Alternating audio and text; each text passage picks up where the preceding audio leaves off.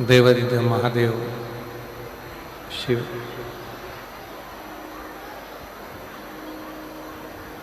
जो छत्तीसगढ़ की इस पवित्र धरा पर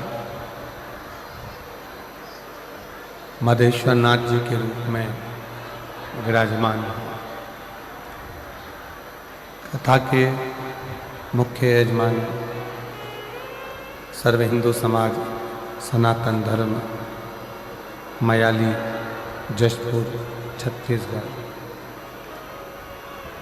मुख्य यजमान के रूप में श्रीमती कौशल्या देवी विष्णुदेव जी सहाय, माननीय छत्तीसगढ़ शासन के मुख्यमंत्री जी श्री विष्णुदेव सहाय जी की धर्मपत्नी श्रीमती कौशल्या देवी जी सहाय, एक बार जोरदार उनके लिए ताली बजाकर साधुवाद, जिन्होंने इस पवित्र पावन शिव महापुराण की कथा के दिव्य और भव्य आयोजन को संपूर्ण सनातन धर्मियों के लिए एक अनूठा और दिव्य आयोजन आयोजित किया सभी शिव भक्तों ने मिलकर।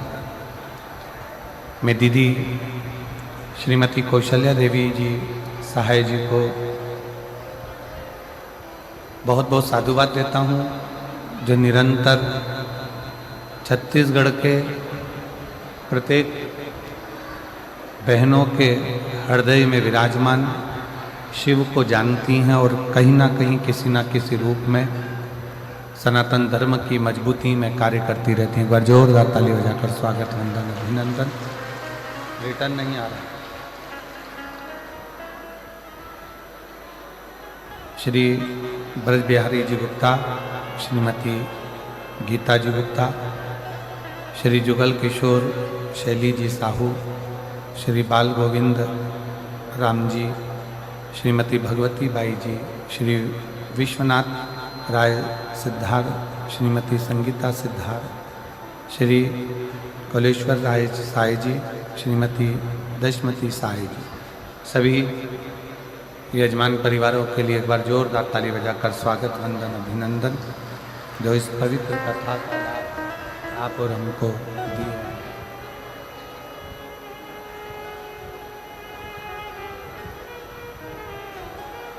जशपुर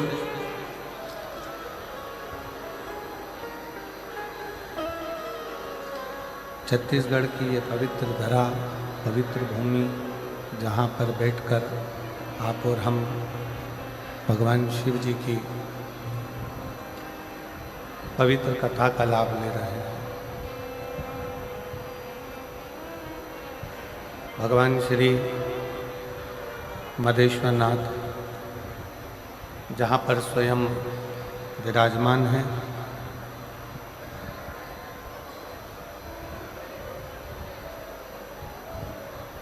और भगवान शिव की अविरल भक्ति जहाँ पर विराजित है, ऐसी पवित्र भूमि पर बैठकर आप और हम भगवान शंकर की पवित्र कथा का लाभ ले रहे हैं। और तेरी कृपा बिना मिले एक भी लेते हैं सांस तेरी कृपा से, तनो तनो बतान क्या करूं मैं नाखों के ढेर का,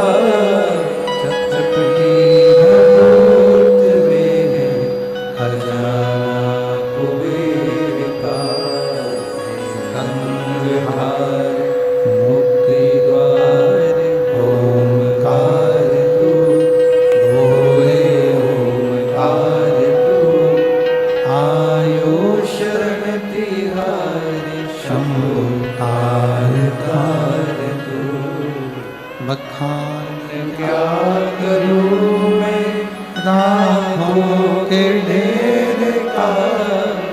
कपटी अबोध में है खजाना कुबेर का। हे गंगाधर मोतीराज ओमकार तू बोले ओमकार तू। आयो शरण तिहारी शंभो तार तार तू। भगवान शिव की कथा करता हूँ, भगवान शंकर का चरित्र वर्णन करता हूँ।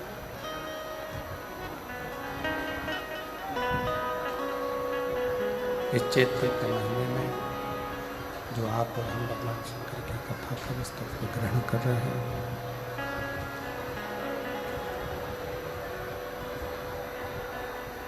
शिव कथा कहती है कि किसी भी रूप में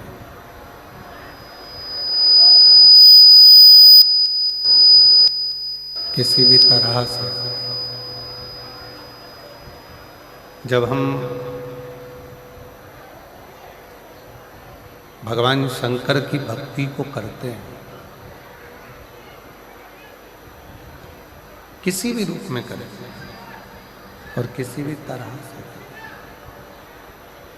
जब हम भगवान शंकर की भक्ति को धारण करते हैं, भगवान शंकर की भक्ति करते हैं,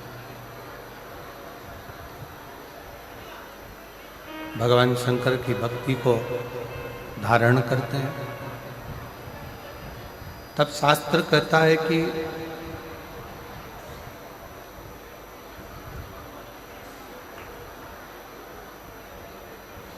आप स्वयं भगवान शिव की भक्ति नहीं कर रहे हो,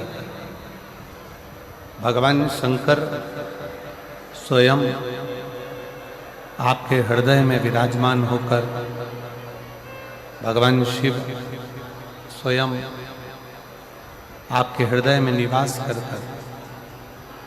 शिव भक्ति की प्रेरणा दे।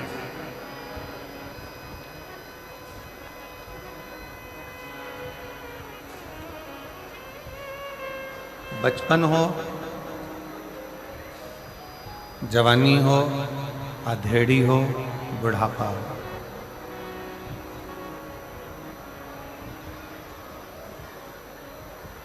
अवस्था कोई भी हो, प्रेशर खोलिए, प्रेशर सब दूर कर, अवस्था कोई भी हो, किसी भी अवस्था के अंतर्गत, किसी भी अवस्था में हम जब भगवान शिव को भजते हैं, भगवान शिव की भक्ति को धारण करते हैं, भगवान शंकर की अविरल भक्ति को अपने हृदय में उतारते हैं, किसी भी अवस्था, तो शास्त्र कहता है कि केवल वही अवस्था ही नहीं, हमारे जीवन में हम जितनी बार इस मृत्यु लोक में जन्म लेंगे या ले चुके होंगे, वो हमारे जन्म भी हम किसी भी अवस्था में भगवान शंकर की भक्ति कर कर संभाल सकते हैं, किसी भी अवस्था।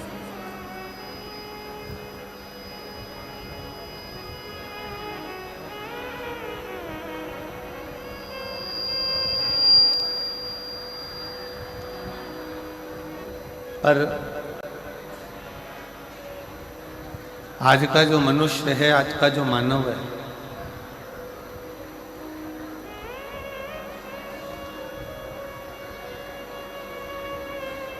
वो भगवान की अविरल भक्ति को छोड़कर,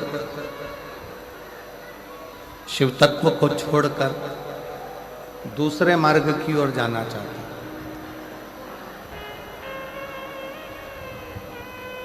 थोड़ा सावधानी से कथा का रसतत्व ग्रहण करिएगा। बहुत दूर दूर से आप लोग आए हैं, जहाँ जगह मिले वहाँ बैठकर कथा को सुनो।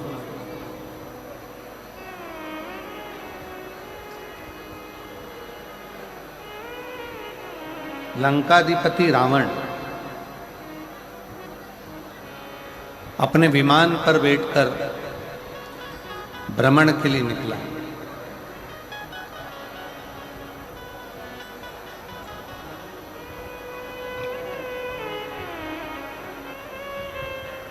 और लंकाधिपति रावण जब विमान पर बैठकर भ्रमण के लिए निकला, उसका विमान उड़ते उड़ते उड़ते उड़ते कैलाश पर्वत के ऊपर आया।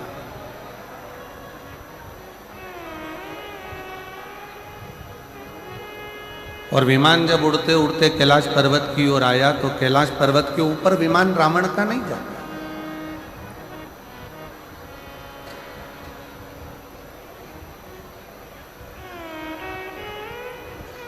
रावण का विमान स्थिर हो गया, रुक गया, पर कैलाश पर्वत पर से रावण का विमान उड़ नहीं पाया।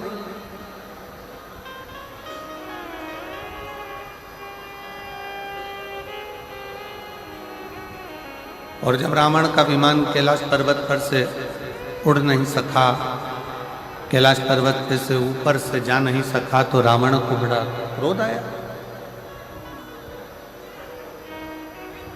रावण को बड़ा गुस्सा आया।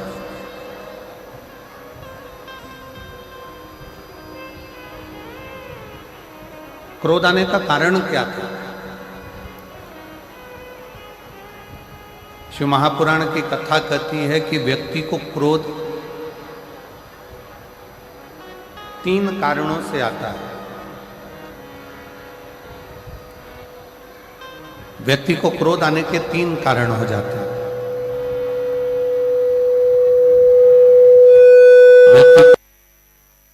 बढ़ जाते हैं 3 कारणों से क्रोध व्यक्ति का बढ़ जाता है। 3 कारणों से व्यक्ति का क्रोध आ जाता है। पहले नंबर पर जब व्यक्ति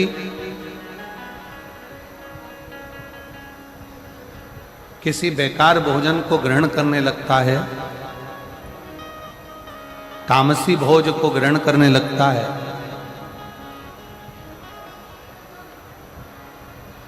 जिस भोजन को मनुष्य को नहीं करना चाहिए, मानव को नहीं करना चाहिए, जिस भोजन को मनुष्य को नहीं करना चाहिए, मानव को नहीं करना चाहिए, जो केवल जानवरों के लिए है, पशुओं के लिए है,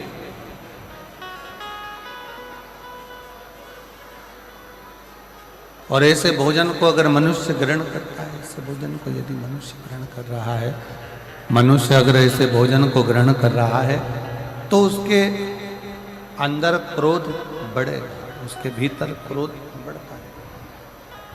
साउंड सेट कर दो भाई। उसके अंदर भोजन करने पर, तामसी भोज ग्रहण करने पर, बेकार भोजन ग्रहण करने पर उसके अंदर क्रोध की मात्रा बढ़ती चली जाए, क्रोध उसके अंतर्गत बढ़े।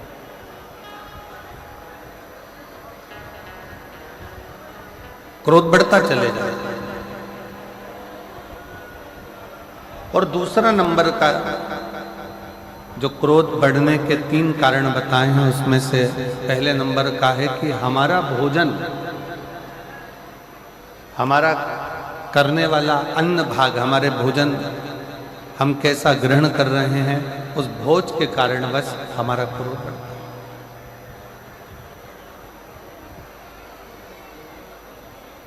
क्रोध बढ़ने का दूसरे नंबर का कारण है हमारे भीतर का अहंकार।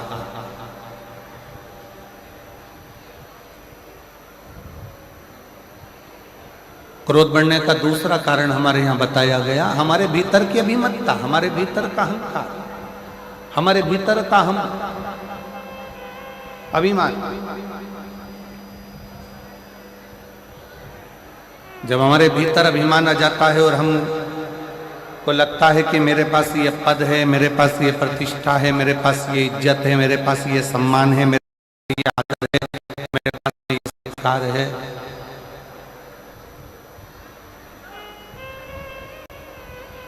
और मेरे पास में ये पद प्रतिष्ठा सम्मान इज्जत है, और इसके बाद मेरी अगर बात पूर्ण नहीं हो रही है तो मुझे क्रोध आएगा।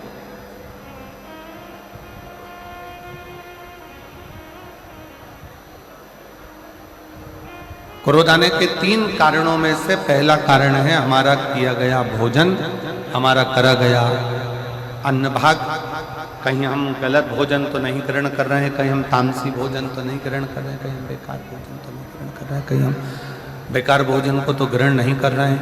पहले नंबर का है हमारा भोजन, दूसरे नंबर पर है हमारे भीतर की अभिमत्ता, हमारे भीतर का अभिमान, हमारे भीतर का अहंकार, हमारे भीतर की अभिमत्ता, अभिमान। और तीसरे नंबर का जो क्रोध आने का कारण बताया, हमारे मन के अनुकूल कोई कार्य ना हो, हमारे मन के अनुसार कोई कार्य अगर नहीं हुआ तो क्रोध जागृत हो जाता।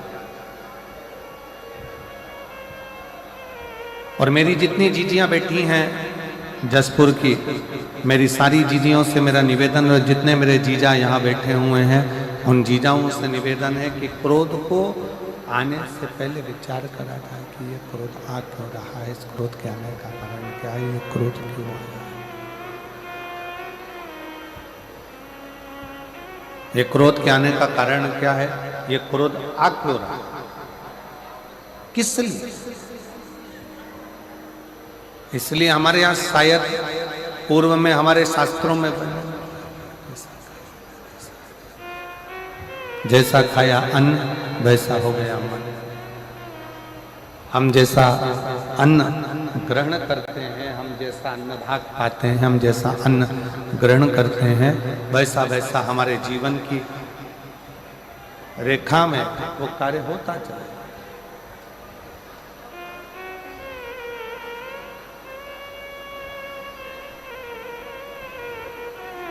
शिव कथा कह रही है लंकाधिपति रावण को भी क्रोध आया।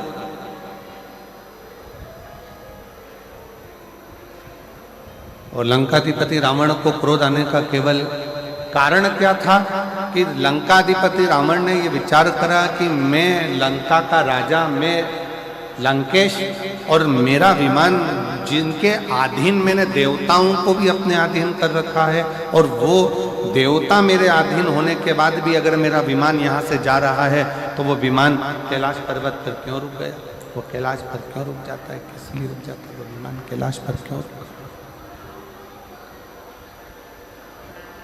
कैलाश पर्वत पर वो विमान किस लिए रुका, क्यों रुका।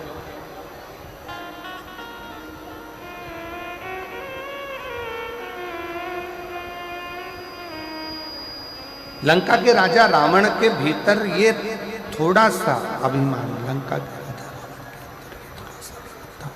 लंका के राजा रावण के अंदर ये थोड़ी सी अभिमत्ता, लंका के राजा रावण के अंदर ये थोड़ा सा अभिमान बहुत क्रोध को उत्पन्न कर दिया, बहुत। और शंभु शरणे पड़ी मांगो घड़ी रे घड़ी, दुख काटो दया करी निदर्शन आपो। शंभु शरण पड़ी मांगो घड़ी रे घड़ी, दुख काटो दया करी दर्शन आपो। शिव कथा कर रही, भगवान शंकर का संवाद कर रहा है। शंभु शरण पड़ी मांगो घड़ी रे घड़ी, दुख काटो दया करी दर्शन आपो।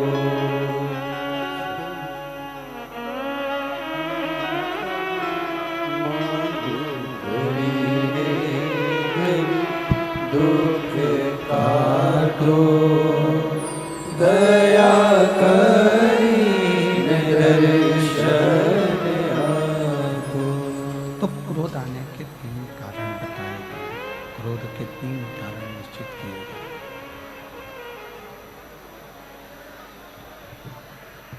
क्रोध आने के 3 कारणों का निश्चितता करी गई कि क्रोध के 3 कारण हैं। पहला हमारा किया गया